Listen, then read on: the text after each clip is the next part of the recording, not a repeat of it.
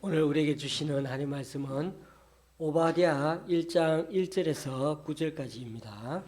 오바댜 1장 1절에서 9절입니다. 제가 가지고 있는 구약 성경은 1284쪽입니다. 구약 성경 1284쪽 오바댜 1장 1절에서 9절까지입니다.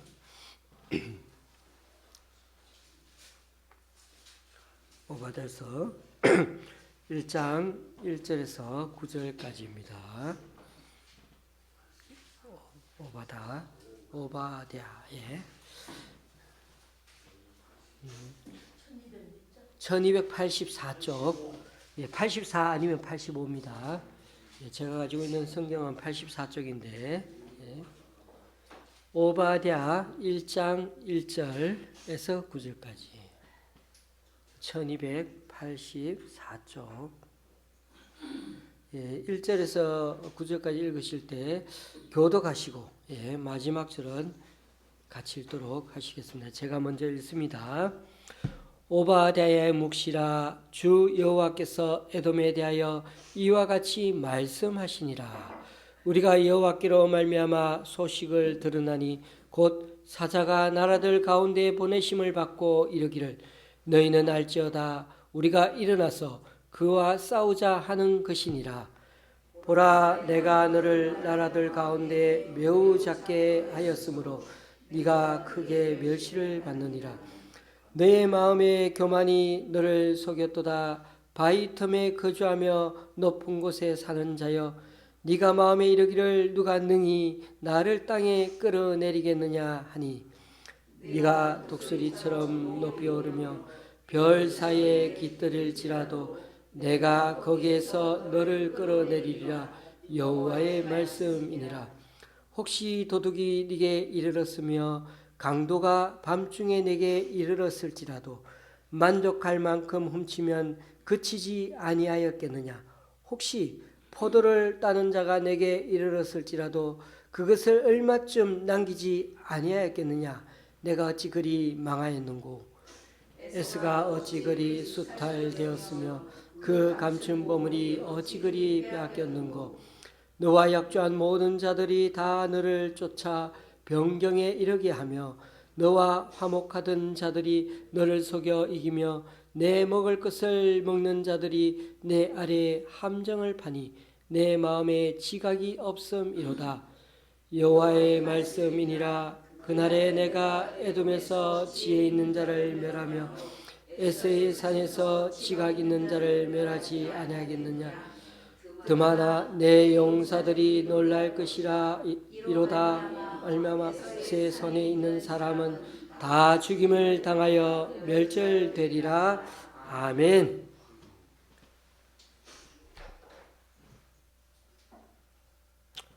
오바댜서를 이해하려면 과거 역사 가운데 에돔에 대해서 좀 알아야 할 것입니다. 에돔은 오늘 큐티 내용에도 나왔었지만 이삭의 두 아들 중 한 명이 에서인데, 에서를 가리켜 또 다른 말로 에돔이라고 부르기도 합니다. 아브라함의 후손들이 이스라엘이 되었는데 그 이삭의 차남인 야곱이 그 계보를 잇게 되었죠. 그러나 이삭의 장남이었고 야곱의 형이었던 에서는 장자권을 잃어버리고 오히려 유대 남쪽 사해 남단 끝쪽에 그 지역에 살게 되었습니다. 이때가 한 기원전으로 치면 한 2000여 년 정도, 상상이 안 되죠. 그 정도 되는 얘기니까 사실은 우리는 추정할 뿐입니다. 거기에 그 정도에 살았다 이렇게 보는 거죠. 야곱의 식구들이 가나안 땅의 가뭄을 피해서 요셉이 총리로 있는 그 애굽 땅으로 다 가서 지낸 지 한 400년 뒤에 다시 이스라엘은 출애굽해가지고 가나안으로 돌아가려고 했죠. 그때 두 군데로 갈 수가 있었는데요. 하나는 블레셋 족속들 전신인 거인족들이 사는 그 해변길을 따라 가나안에 들어가려고 해봤습니다. 그런데 이 길은 가장 이집트에서 가는 길로 빠른 길이지만 당연히 거기는 누가 있죠? 거인족들이 지나가라고 그렇게 있겠습니까? 절대 비켜주지 않았죠. 예. 또 한 길이 하나 있었는데 바로 에돔 사람들이 사는 지역으로 들어가는 길이었습니다. 그런데 이번에도 이 에돔 사람들이 야곱의 후손들에게 안 좋은 감정이 있었죠. 왜요? 아니, 우리 장자권을 뺏어버렸잖아. 예? 그렇게 했던 그 안 좋은 감정이 있어서 절대 못 지나가게 했죠. 결국 이 두 길이 막히는 바람에 이스라엘은 돌아서 여단강을 건너가는 길을 가야 했습니다. 여러분, 이 길도 만만치 않는 것이요. 아주 많이 돌아서 가야 하니까 아주 오랫동안 먹고 마실 것도 필요하지 않았겠습니까? 뭐 농사 짓는 것도 아닌데. 그리고 그것뿐만 아니라 낮과 밤의 기온차가 얼마나 큰지 낮에는 그늘도 있어야 되고 밤에는 추위와 싸워야 했습니다. 그러니 그 가는 길이 얼마나 힘들고 어렵겠습니까? 그런데 이것보다 더 힘든 문제가 있었는데요. 블레셋 거인족과 에돔 사람들만큼 더 모압, 암몬, 아모리, 바산의 옥 이런 족속들이 그런 원주민들의 세력들이 만만치 않았죠.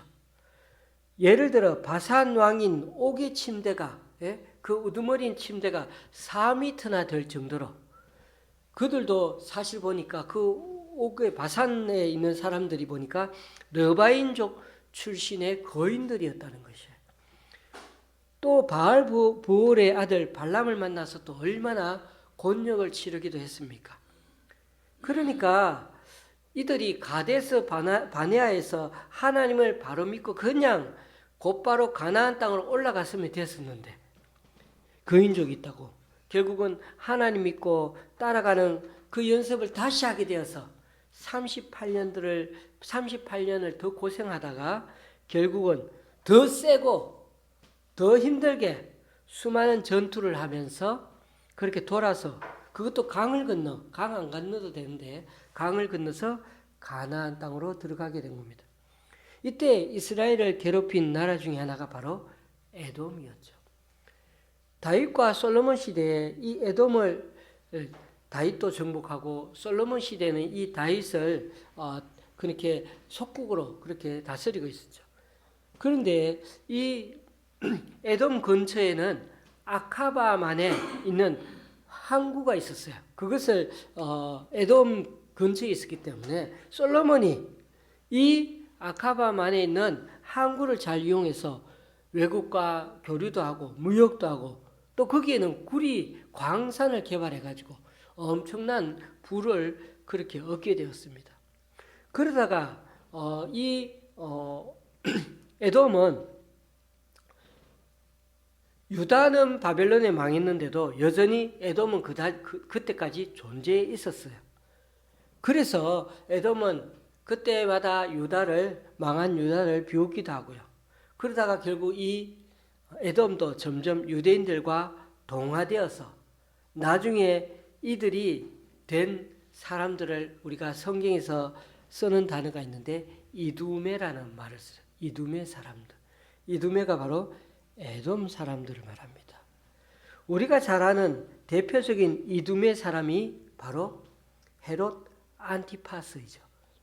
그가 로마 제국의 행정관이 되어서 로마 황제의 명령에 따라 이 팔레스타인 가나안 땅을 다스리는 그런 사람이 집정관이 되고 나중에 왕이 되었는데 그가 바로 헤롯 대왕이 된 것입니다. 그런데 왜 에돔을 향해 하나님이 심판하겠다고 하십니까? 유다가 바벨론 제국에 의해 멸망당할 때 이 에돔 사람들은 유다의 멸망을 아주 고소한 듯이 생각했고 심지어 예루살렘을 그때 가서 약탈했고 약탈한 물건들을 나누어 가지기도 했습니다. 또 도망가는 유다의 백성들 잡아가다 가서 노예로 팔기도 했습니다. 이 얘기가 바로 오바댜 11절에서 14절 사이에 나오는 얘기입니다.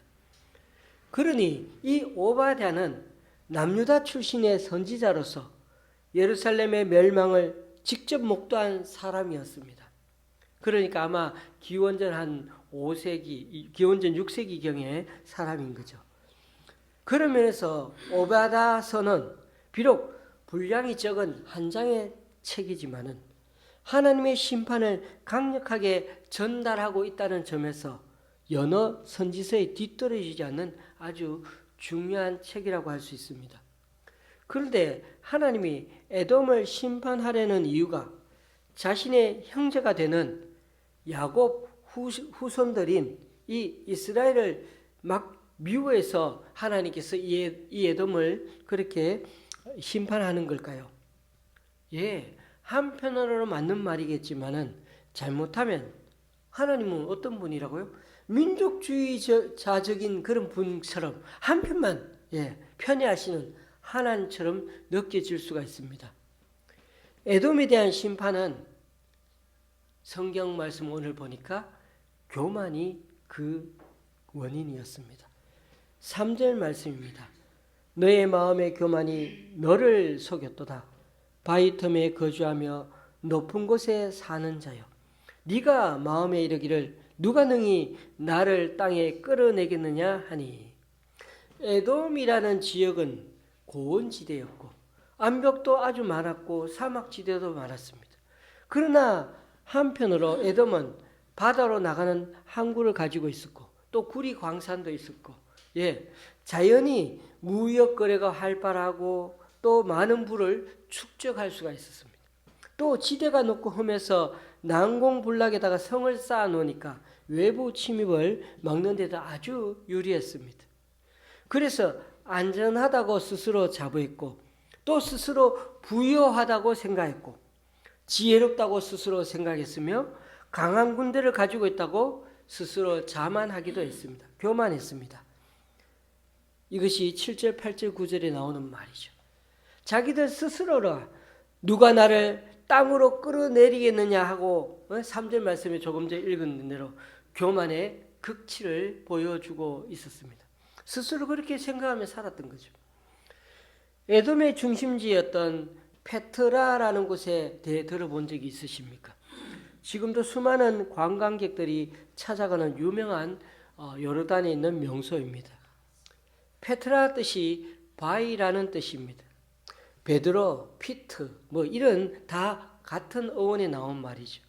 깎아지른 듯한 그 붉은색 사암이 암석들이 있는데 그 좌우로 있는 그곳에 가보면은 저는 안 가봤습니다만은 거기에 천혜의 요새 같은 게 나옵니다. 붉은색 바위를 그렇게 파서 만든 아주 거대한 구조물이 나오는데 저는 안 가봤지만 봤습니다. 어디에서? 영화 인디아나 존스에서 인디아나 존스 촬영할 때 나왔었거든요.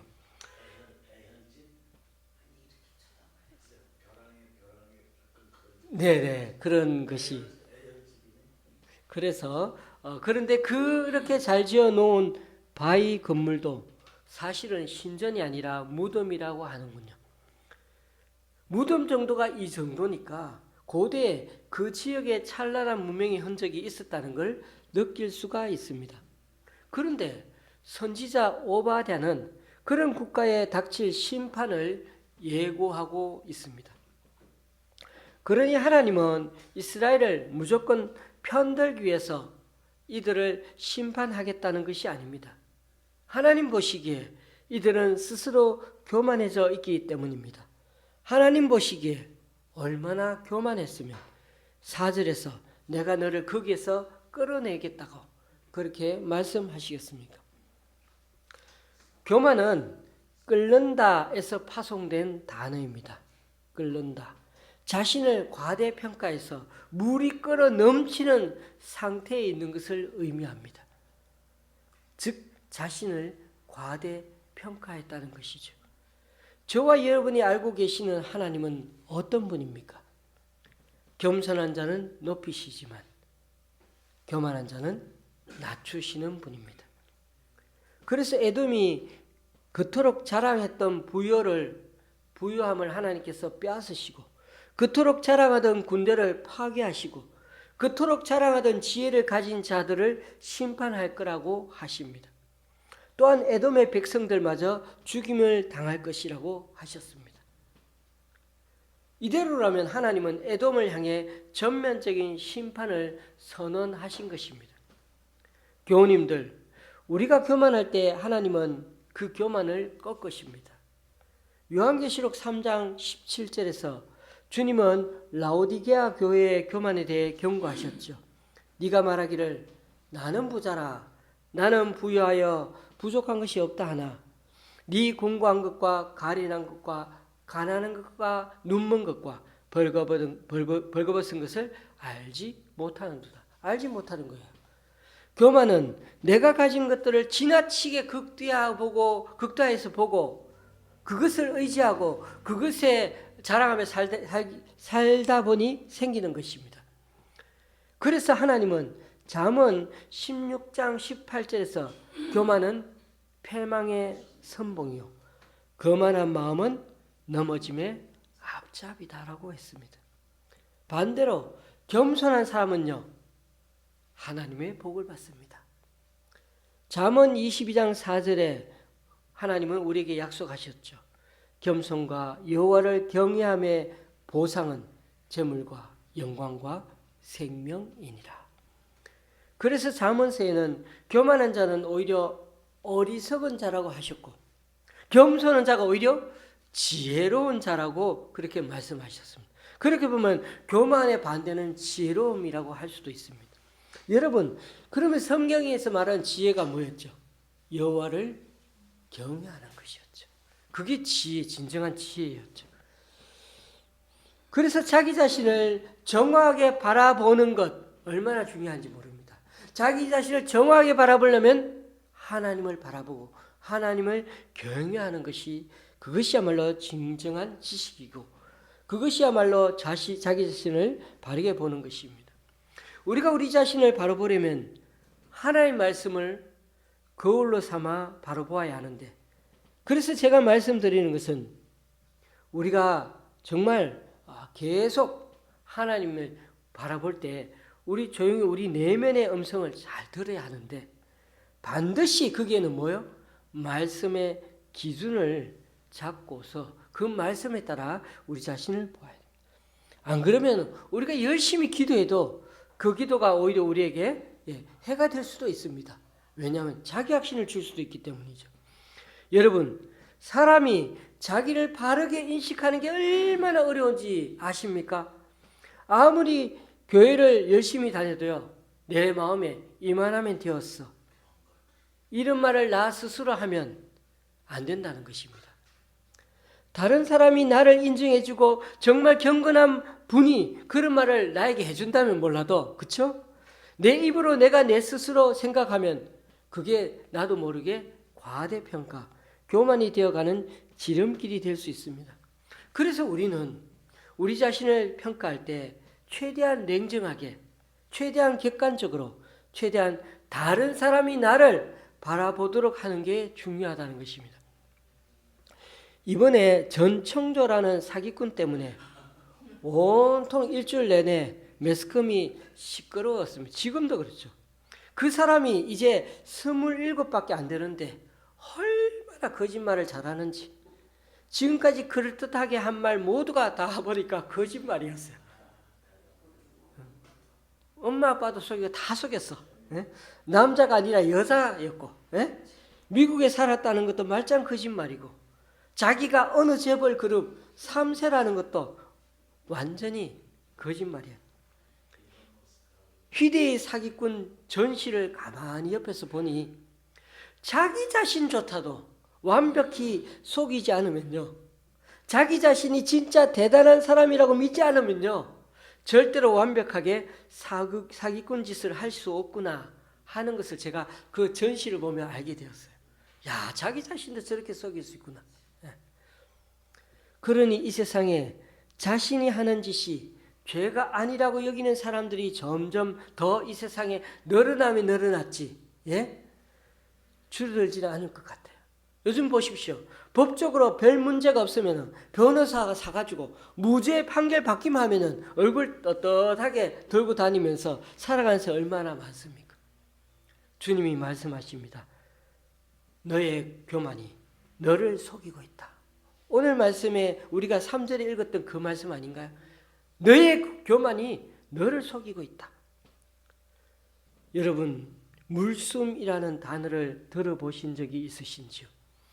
제주 해녀들이 물속에 들어가서 1, 2분 참으면서 뭔가를 열심히 숨을 참으면 따지 않습니까?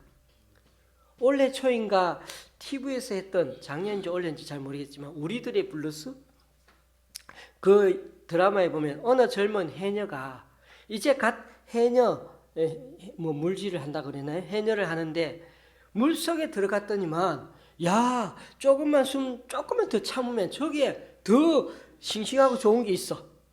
그것을 욕심을 내는 거예요. 그런데 그 젊은 사람이 가져가고 때가 갈라 하다가 발이 돌이 걸린 거야. 발이 돌에 걸린 거예요. 나오지를 못하고 의식을 잃어버린 거예요. 네. 그 내가 숨을 내야 되는데 그 숨을 내쉬지 못하는 그 순간에 삼키게 된대요. 그 삼키는 것을 물숨이라고 한답니다. 물숨. 그 물숨. 물이 이제 숨 쉬는 거죠. 물이 들어오는 거죠. 그러면 그때부터는 죽음에 이른다는 거죠. 해녀들이. 그래서 항상 해녀들이 자기들이 그 가르칠 때 제일 먼저 얘기해 뭐냐면 눈이 욕심을 저지를 테니까 그걸 참으라는 거예요. 눈이 욕심이라는 거예요. 눈에 보이는 그것이 욕심이라는 거예요. 그래서 이 물숨을 피하기 위해서 해녀들은 숨쉴 만큼만 뭐든 따야 한다는 거예요. 숨쉴 만큼만. 눈이 욕심이니까 눈 따라가면 안 되고 숨쉴 만큼만. 그래서 우리는 견물생심이라는 말이 왜 나왔겠습니까? 교우님들, 이것이 이 해녀들만큼의 문제이겠습니까? 우리들 인간의 우매함과 어리석음도 마찬가지입니다. 오늘날 사람들은 이렇게 저렇게 하면 돈을 벌 수 있다는 환상을 갖고 삽니다. 그러니 나는 어느 정도 자신 있다고 생각하는 사람들이, 이런 사람들 오늘날 너무 점점 늘어나고 있습니다. 나의 한계를 정확히 알고 하나님 도우심을 구하며 사는 것이 그거야말로 바로 우리 인간의 진정한 지혜이요, 진정한 삶의 의미인 것입니다. 그래서 주기도문에 오늘도 일용할 양식을 달라고 기도하며 살라고 하는 것입니다. 자기 자신에 자족할 수 있는 것, 주님께서 주신 것에 자족할 수 있는 것, 그게 얼마나 소중한 것인지.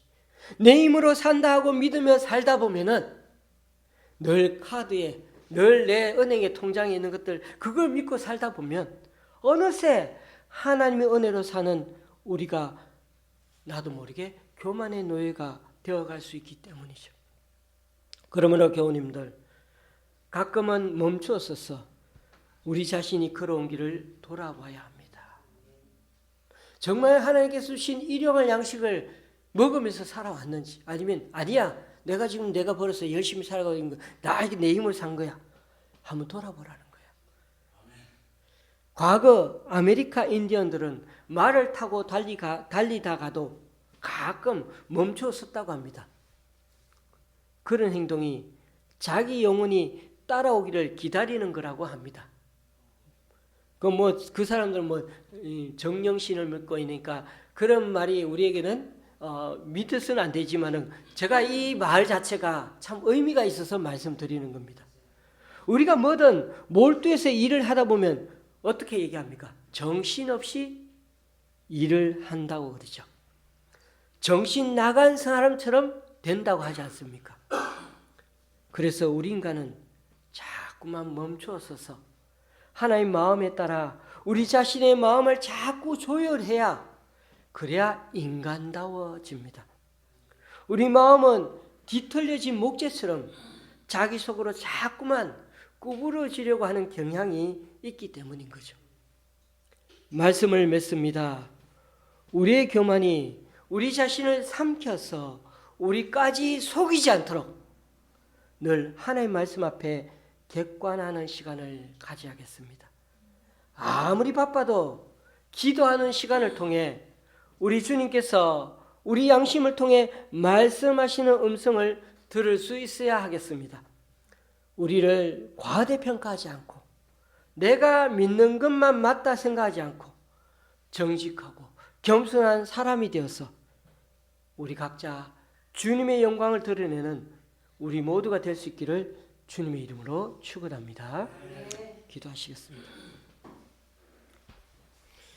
주님, 선지서를 통해 과거 에돔을 향해 심판하시는 말씀을 들으며 우리 자신을 다시금 정직하게 보기를 원합니다. 우리가 내 옆에 사람들보다 조금 더 나은 게 있다 하더라도 그것이 우리의 자랑거리가 될 수 없음을 잘 압니다.